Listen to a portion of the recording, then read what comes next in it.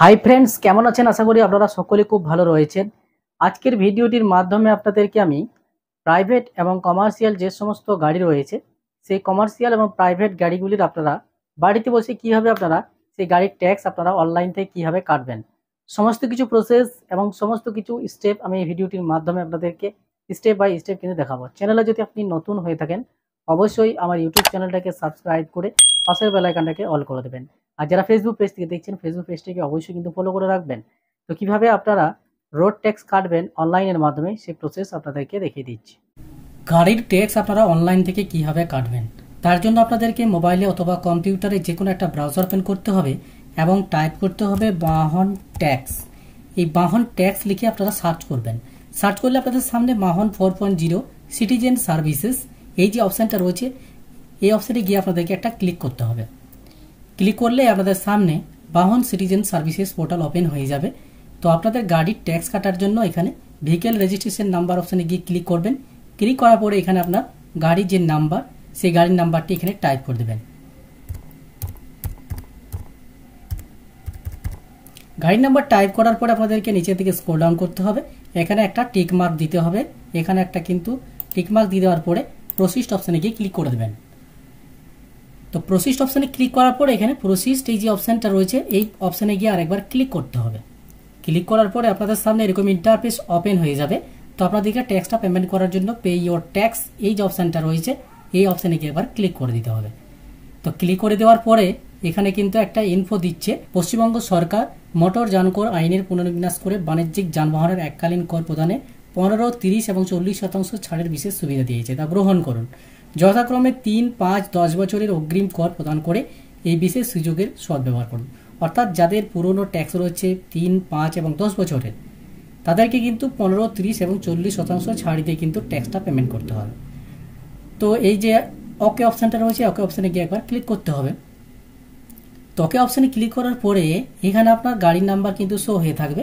এখানে আপনার গাড়ির নাম্বারের যে চেসিস নাম্বার, সেই চেসিসের লাস্ট 5টা সংখ্যা এখানে বসাতে হবে।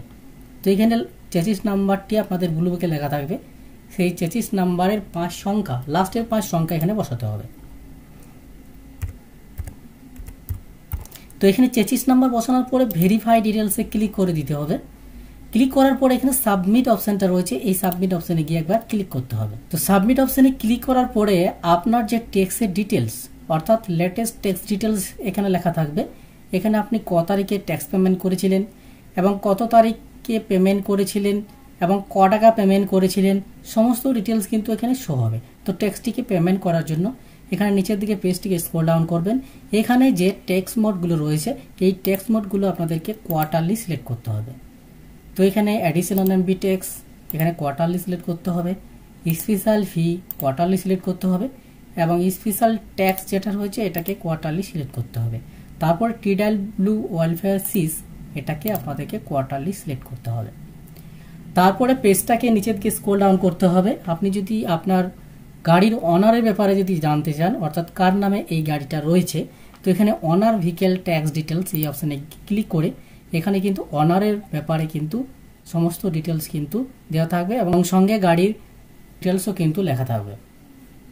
তো আপনাদেরকে যে অ্যামাউন্টটি পেমেন্ট করতে হবে, এখানে কিন্তু টোটাল পেবেল অ্যামাউন্ট এখানে কিন্তু সেই অ্যামাউন্টটি কিন্তু শো করছে। তো আপনাদেরকে ট্যাক্সের অ্যামাউন্টটি পেমেন্ট করার জন্য এখানে যে পেমেন্ট অপশানটা রয়েছে, এই অপশানে গিয়ে ক্লিক করতে হবে। ক্লিক করার পর আপনাদের সামনে এরকম ইন্টারফেস ওপেন হবে। আপনাদেরকে একটা টিক মার্ক দিতে হবে এবং এখানে কনফার্ম পেমেন্ট অপশানে গিয়ে ক্লিক করে দিতে হবে। ক্লিক করার পরে আপনাদেরকে এখানে পেমেন্ট গেটওয়েতে আপনাদেরকে গ্রিপস সিলেক্ট করতে হবে এবং এখানে একটা টিক মার্ক দিয়ে দেওয়ার পরে কন্টিনিউ অপশানে গিয়ে ক্লিক করে দিতে হবে। তারপরে আপনাদের সামনে এরকম কিন্তু গ্রিপসের পোর্টাল ওপেন হয়ে যাবে। আপনাদেরকে পেজটাকে নিচের দিকে স্ক্রল ডাউন করতে হবে এবং ভেরিফাইড অ্যান্ড চেকড এটাকে টিক মার্ক দিয়ে দেওয়ার পরে নেক্সটে ক্লিক করে দিতে হবে।